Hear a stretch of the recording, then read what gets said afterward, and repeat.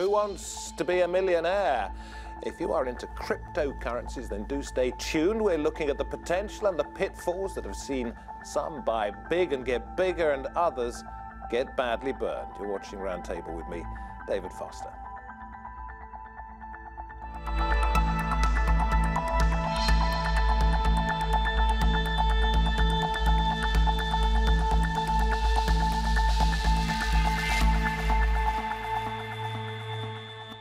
One minute, well, last October, the head of the IMF was saying, in her words, it may not be wise to dismiss virtual currencies, essentially saying they were competition. Now, Christine Lagarde says it's time for a crackdown. Where does that leave you?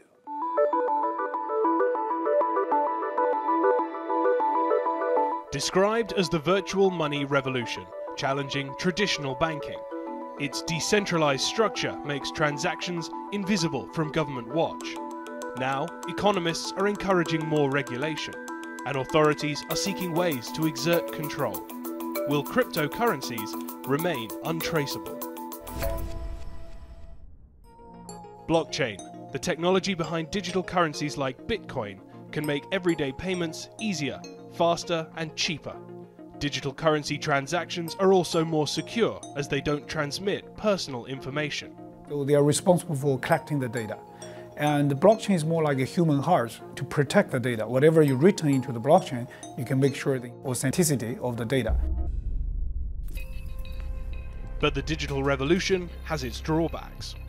Because transactions are untraceable, cryptocurrencies are being used to buy drugs, weapons, and fake IDs.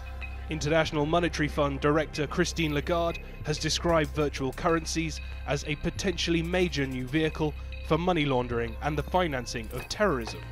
She says authorities should take more action towards regulation. Fluctuations in the price of cryptocurrencies could make the world's financial systems more vulnerable.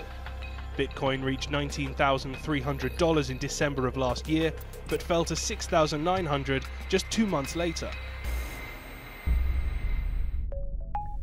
Cryptocurrencies are legal in most countries under varying levels of regulation, but several nations, including Bangladesh and Cambodia, have banned them. Some countries launched their own digital currencies after severe depreciation of their national currencies. Venezuela issued Petro, the world's first state-backed digital currency, to circumvent US sanctions, and Russia and Iran are planning similar moves. Can digital currencies truly be controlled? Will the global push for more regulation change the evolution of this currency revolution? Or could it spiral out of control? With me at the round table, we have the criminologist Michael McGuire, who says cryptocurrencies have become a key way to launder money. Also joining me, Emad Mostaque, who founded the cryptocurrency Anacoin. Very good to have you both with us today. And I must say at the beginning, I said, who wants to be a millionaire? The implication being, watch this program, you're going to get rich. We do not offer investment advice. We just offer interesting debate. And I think the first point to come to you, Michael, about is how many people are getting rich illegally this way? I mean, I came into this conversation on the strength of a 10-month piece of research that I did looking at the way that cyber criminals are spending their money. And that research question very quickly turned into a much bigger question, which is why it's taken me 10 months to even get anywhere near any conclusions. Because we have to understand not only where they get their money from, the revenues they generate, but then how they move those revenues around. And I think it's pretty clear that it's almost universal in the cybercrime world that at some level cryptocurrencies are fueling the transactions. Explain why people would find it better to do it that way than conventional ways, like passing it through a casino or through other means or whatever. Foremost of all is the digital medium. If you are going to sell stolen data on an underground forum, it's much easier for that transaction to take place using some form of digital currency, and clearly cryptocurrencies are the sort of currency of the day. And is this, jump in here, is this because it's all anonymous that it can be done this way? Well, I think the anonymity is a bit of a misnomer. Bitcoin, for example, you can literally track every single transaction. So I'm sure Mike can kind of pick up on. When Silk Road, for example, which was the main drugs kind of throughway, was captured by the FBI, who infiltrated it, they managed to find out almost everybody who'd participated in it because they could see where the transactions were going. However, the new generation of cryptocurrencies like Monero and Zcash are anonymous, and that, or to different levels of anonymity, and that is a bit of a danger to governments and to law enforcement. So you would end up, if you wanted to regulate this, finding it quite easy with the older established versions, but with the newer ones, people are getting trickier? I mean, I think the reason that this has come about is because there's an incentive to money launder and to do all sorts of crime. And that's what really drives it. You can make money off it. However, the difficult thing about money is that eventually for Bitcoin, you have to convert it to dollars or whatever your local currency is. And governments have typically focused on that bit, because if you can identify who's converted that Bitcoin that was used to buy drugs into dollars, then you can go after them and you can go after all their transactions. Looking at the new generation of cryptocurrencies, these anonymous ones, they'd have to regulate the creators of the cryptocurrencies or the exchanges where you find prices.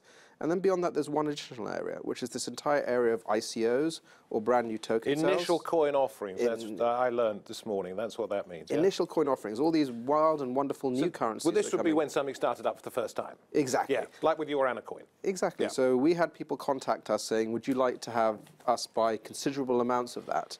But we couldn't see who these people were.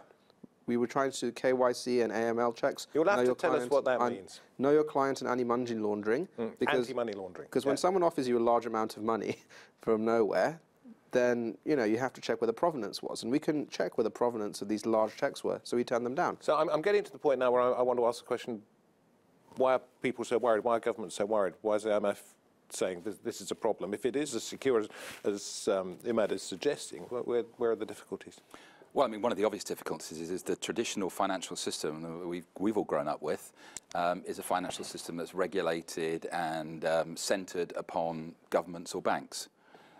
What we have with cryptocurrencies is development of a kind of a fiat currencies, as they're sometimes called, currencies which aren't backed necessarily by government or by other kinds of means, but which actually operate outside of those traditional systems altogether. And governments and banking systems, and of course the police, who I've spoken to, are extremely worried about this, because it means, in principle, the idea of pure anonymity with Bitcoin has been a little bit of a misnomer. So a few, certainly cyber criminals, use Silk Road and other kinds of trading sites like the sheep market, got their fingers badly burned because they have been traced. But they've learned very quickly. And their backsides kicked towards the prison door. Exactly, yeah. And Ross Ulbricht, who was the guy who ran Silk Road, who made a reputedly, I think, up to nearly a personal fortune of about $1.8 billion. So huge amounts of money he was responsible for acquiring.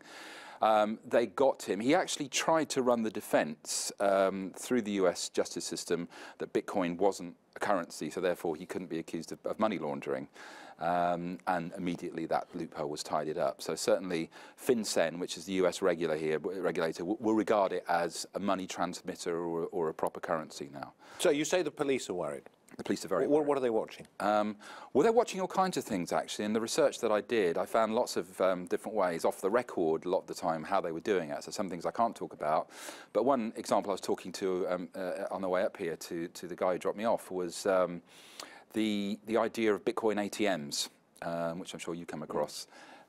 These have become prime laundering sites for street criminals, drug dealers and prostitutes and other kinds of forms of street crime, because you literally go up to the Bitcoin ATMs, and there are quite a lot of them, certainly in London, in corner shops, cost cutters, places like that, which I found was very interesting that they would be in such low-key environments. But I think there's a reason for that, because they can go in there, they can deposit the cash they've got from their drug sales or their latest clients, and it converts into a cryptocurrency and then disappears into the ether, by and large. And if you then want to get money out, it's just as simple.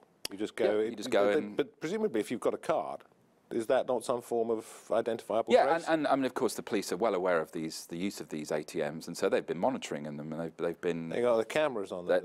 They literally have been sitting outside watching who comes in and who comes out. So there's something funny going on there. I'm not quite sure. They haven't told me everything, the police, because they did go public with this information. I thought it was top secret and, we can't talk about this. Yeah. But they went public and said that they were watching these ATMs. So I suspect there's a larger agenda going on here. And the point is that Bitcoin, it's not anonymous. And not only is it not anonymous because of the blockchain, there are also technologies that they can use. There's a very interesting piece of research that was done in Princeton recently, where these mixing sites, I don't know if you No, treat me as I know nothing. Yeah. So I'll give my take, and then you come in on this and correct me. But a coin mixer is a way of literally, this person and that person might do a transaction, and then you mix together all the other people who are using a Bitcoin transaction, and so you can't actually trace who it comes from and who it goes to. I think that's... Yeah, I mean, that's pretty much it. I mean, the infrastructure, again, is becoming more and more advanced, both to track these things, where it can be tracked like Bitcoin, and to obfuscate them. It's kind of a constant tug of war between privacy and kind of government surveillance. And the government surveillance is important, I think, from two parts. One is this whole aspect of, well, if you can exchange value, then you can exchange it for good things and bad things. So, like, I remember a few decades ago, there would be kind of cartels and Yakuza who would trade blank video cassettes and use that as a unit of account in ships around the world. And then when they cracked down on that and figured out all the blank video cassettes were, they managed to crack down on that entire network. So this is something that's happened for many, many years, but they're getting more and more advanced. And the other part of regulation is where people are ripping off consumers. And so that's the other kind of leg. It's like bad activities and then just ripping off consumers. Let's get to the ripping off in just a moment, but let's concentrate on, you talked about sort of acronyms and various things here. I want somebody to explain this distributed ledger technology, which the UK government on one of its sites says will reduce fraud, corruption, error and the cost of paper-intensive processes. But fraud, corruption and mistakes, I mean, I suppose that's the most important thing. That basically means you can see where the money's going, where it's come from, etc., etc. Is that going to happen? We are very much at the beginning of the arc here. You know, it's the Wild West out there at the moment, and governments are trying to get on top of it with technologies and systems like that. But you know, if you've got newer virtual currencies or cryptocurrencies like Monero that we were talking about before we came in, which are genuinely anonymous, then I'm not sure that system would work there. I don't know if you think that would. Yeah, I mean, distributed ledger is basically we keep a record of every single transaction that's happened, as in moving money around, but then you have a copy of that, Mike has a copy of that, everyone in the studio has a copy of that, and so we can check if there's any inconsistencies. That's the basic technology, but it's being used for these more and more advanced things, like the mixing that Mike kind of indicated. Okay. Yeah. And so that's where it can be used for potentially bad things, but also the upside of privacy. The positive aspects of it can be used for reducing fraud and corruption and things like that. So technology is always a double-edged sword. But if you consider China, for example, China's moved almost fully digital in its money. It's not blockchain-based, but they will probably introduce a crypto one. Why? Because then they can track all this grey market activity as well if everyone's using money. And potentially one day governments will ban money in favor of using this that they can then track, because then they can tax everything. Yeah. So that's like hiring the poacher to become your gamekeeper, isn't it? If you take over what is being used in what you regard to be a nefarious way at the moment to make it work for you. Is the same thing, because I've got notes here, China regulations and South Korea. Is that is what? Well, China has effectively banned trading in Bitcoin at the moment, and it may be because they're going to introduce their own currency, as you suggest. Because then, in the same way as the Chinese attitude towards the internet is basically ban the open internet and run your own internet, and then you can check everything that's coming in and out. Of course, in practice, it's not as simple as that, and there's all kinds of ways around the Great Firewall of China, as it's been called.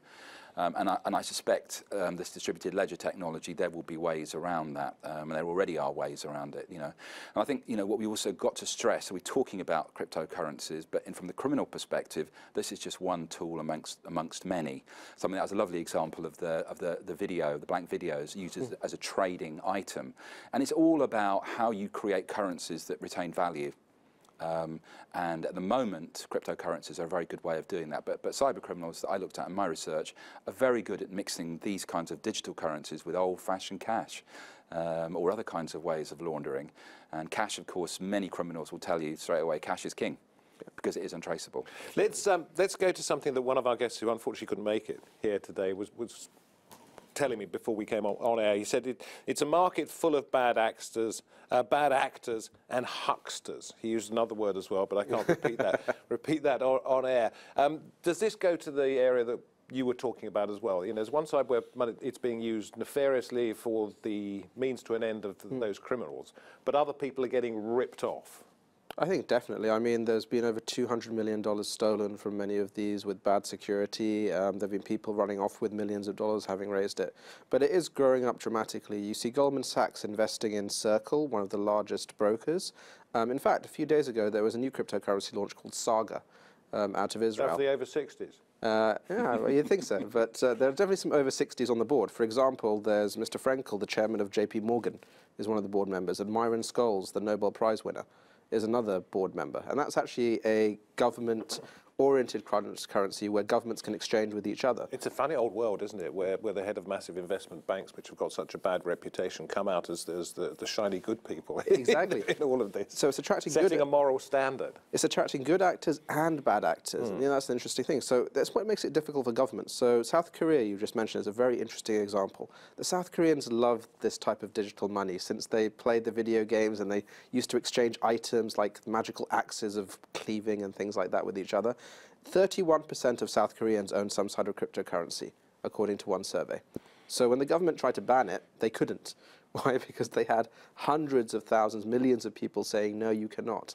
It got so bad in South Korea that you could buy, basically Bitcoin price went to 40% premium to outside of South Korea due to capital controls. So people would basically fly into South Korea, get the normal cash, take it out, and then exchange it and make a 40% premium. That is a mania, but now the government's saying, how do we control this given that it's now reached mass market appeal? And for that, it's government control over launching their own cryptocurrencies. It's regulating the sector so that you try and push out the bad actors, and it's cracking down on the criminal uses of cryptocurrency. When you say their own cryptocurrencies, are we including in this something like the petro in Venezuela, or is that just too left field, or is it something that has been suggested for Russia and other major economies? Yeah, I mean, from my perspective, the petro is an abomination of any type of currency. So we'll forget that. But the proper ones are coming. Just as, you know, it's been a case of a lot of these early things were literally abominations strung together by elastic, but the price appreciation attracted a lot of good actors and bad actors. Now it's got to the point where people have to take it seriously, and so you'll actually get proper currencies, and you get proper sales, and you get proper funding and proper infrastructure. And that's the maturation phase that we're in now. Funny thing, isn't it, though, if it becomes part of mainstream, it matures, it becomes more noble in its own sense, it loses some of the initial appeal it had. Well, I'd personally be a little bit sceptical about the nobility angle of this. And we've got to remember that the City of London is widely known as the biggest money laundering centre in the world. So the fact that governments get control of cryptocurrencies will not stop it being laundered. In fact, it will just provide a shadow economy of the criminal economy that's going on, which allows legitimate bankers and legitimate financial practitioners to do their dirty business. So I think what we will create is, what the governments are trying to create is a system where they can monitor transactions they don't like in favour of transactions they do like. But the fact that one will be criminal, not criminal, is a misnomer. During all this research, I'll come to just a second. During all this research that you did, what was the one thing that surprised you the most? I mean, one of the big findings of the research report is really the scale of because it's a cybercrime-focused piece of research. Obviously, it's not specifically about cryptocurrencies, although cryptocurrencies have raised their head very strongly in it. And play a bigger part than perhaps you thought they would. Much bigger, yeah. I really hadn't picked up on before I started doing the research just what a role they're playing as the liquidity that funds cybercrime, in many cases. I think, the biggest thing that's really surprised me is the scale of this economy. I mean, I won't anticipate some of the findings of the report, but the global revenues from cybercrime are bigger than probably most nation-state GDPs in the world at the moment. And it's the complexity of the economy, from the initial revenue generation to the exchanges, the way that laundering takes place, and the way that money is spent. And I think that's worth just noting in terms of the spending that comes from cryptocurrencies. In theory, yes, you can check when the cash out point, as you refer to, and the police always talk about in terms of laundering. If you get somebody at the cash out point, that's the moment you shine the flashlight in their eyes when they're coming out of the house with the swag bag over their shoulder. You've got your swag bag, you turn that into a dollar form or some way that they can get hold of. Because what's happening in many cases is that Bitcoin or cryptocurrencies are being traded directly for commodities. There isn't a cash out point as there was. So if I was selling my house and somebody came to me with a good offer, a cryptocurrency, then they would have laundered their money, perhaps, and I would be better off. Yeah. Potentially, there have been Bitcoin transactions in New York and Dubai for houses and condos. There are websites you can look at, I found during the research, and these are quite well-known ones. There are obviously many more shadow ones that are taking place in the background. Yeah, you go on these sites, you can use a cryptocurrency to buy a nice villa in Spain or in the Caribbean, or a sports car or a nice yacht.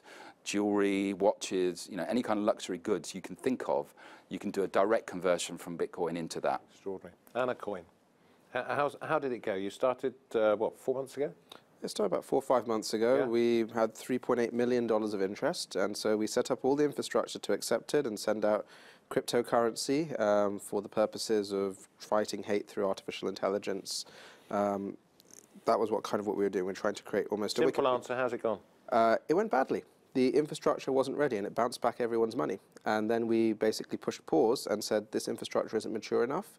We will wait until the regulation and the infrastructure catches up, and then we'll go from there. So nobody lost money in this, except perhaps if you value your time as money and the expertise of the people with you. Exactly. Whereas nobody lost cash. Whereas a lot of crypto projects have actually lost literally hundreds of millions of dollars due to inadequate infrastructure. Even the creator of the Ethereum smart contract language that built all this infrastructure, Gavin Woods, he had a project called Polkadot that created a special type of wallet where everyone kept their money. There was unfortunately one button left exposed almost, where if someone pushed it, it caused them all to blow up in terms of all the keys that could access the wallet. And that lost $152 million a few months ago. For one person? For a range of wallets. Okay, a range of different people. Yeah, and that's the creator of this language. You see, this is what I'm wondering, is you talk about the problems, and I know you will wait until you've got it sorted, or at least I hope you will, before it gets going again. It's effectively just a form of gambling, isn't it? You might just as well be throwing your money into, I don't know, on a roulette wheel and seeing where it ends up, because you could lose it just as much as you could make it. Well, I mean, there's different ways in which you lose it, and of course, your experience was to do with the software behind it. There are also market factors, the volatility of the currency, and we all know how much the Bitcoin has risen and fallen in the last few months. I mean, it's gambling to an extent that you trust how other people respond to the currency and buy it or sell it. It's gambling to an extent it is a very new type of value transactions, and the software, the exchanges, the regulatory points around it are all under development. But it's probably not quite as much of a gambling move as just throwing that money on the roulette table. I'd say it's a little bit of a better bet than that still, which is why it's so attractive. And there's, do come in. I just want to ask one question, since we're on criminals with a criminologist here. Who's smarter in all of this, the criminals or those trying to catch these crooks? It's almost a tablet of stone in criminology that criminals are one step ahead of the game. So in terms of how they've used cryptocurrency, how quickly they got on board, and how far ahead now they are, everyone's just getting into Bitcoin, they've already left Bitcoin behind in many cases. So currencies like Monero, Zcash, digital payment systems, which are not even cryptocurrencies, and then also, crucially, the online and offline aspects, which people always forget with cybercrime. They think it's all online. It isn't. Tell me about that in just a moment, because I know Emad's dying to jump in. Oh, no, I was just going to say that this reminds me of 1998, 1999, where you had this ridiculous NASDAQ increase and hundreds of billions of dollars were thrown at it.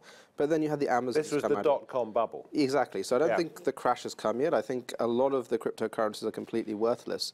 But there's amazing infrastructure being built that can actually make a positive difference. Fractional ownership of houses, things that can help billions of people get identity, scalable kind of infrastructure for that. But as it stands, the majority of the use is for speculation, and that's what's attracted both the money, but also some of the talent. Okay, so when I say gambling, that's wrong. It is speculation, isn't it? Yeah, I think it's speculation, but a lot of it, where's the fine line between speculation and gambling? A lot of it is for the intent, effectively, of gambling, of people throwing money, hoping it will be the next Bitcoin. But the interesting part is the actual proper infrastructure that's being built by proper teams. Yeah. And so when the value of the system goes in, if you can create something valuable, then it will have value. But a lot of these stuff, it's just gone far in excess of that. And so that's why the bubble should continue to deflate from here. And will there come a time when there is enough regulation that this is, A, safe, and secondly, not a place in which criminals would want to put their money? And is that coming soon? I think the criminals will always figure out ways to utilize any system, as Mike said, in order to make money. And some of the criminals will be approved by governments as well. As an emerging market investor, I'm very familiar with that. However, just looking at it, by the end of the year, there will be regulated exchanges whereby normal people can participate in proper approved projects and regulated projects and have investor protection. And that, just like the crowdfunding boom in the UK, that will be extended across the world, where people can start participating in bridges. Like, for example, there's a $1 billion hotel in New York coming with a $400 million tokenization from some of the leading financiers, where you can participate in the revenues of that hotel. That'll be in the next few months. And Mike's going to finish this program by telling us what you were going to say at the beginning. It's online, offline, etc., etc. And then you said, and there's also? So I found in my research huge amounts of ways in which criminals would say buying something in Bitcoin, then converting it into a gaming currency, then converting the gaming currency into something else where you know, it might be an object like a car or something, or a bank account. Down to old-fashioned ways of transporting money around with sticking £1,000 inside your underpants and taking a flight to Zurich. And there is an amazing amount of that going on still. Which is, and thank you both very much, by the way. Yep. It sort of leads us to conclude with the statements from both Theresa May, I think, and the US tax authorities that nobody wants this to become the next Swiss bank account. Well, it appears it's gone much further than that already. Cryptocurrencies, well, will they make you rich or will they land you in prison? You've been watching Roundtable with me, David Foster. Thank you very much for watching. We hope to see you next time.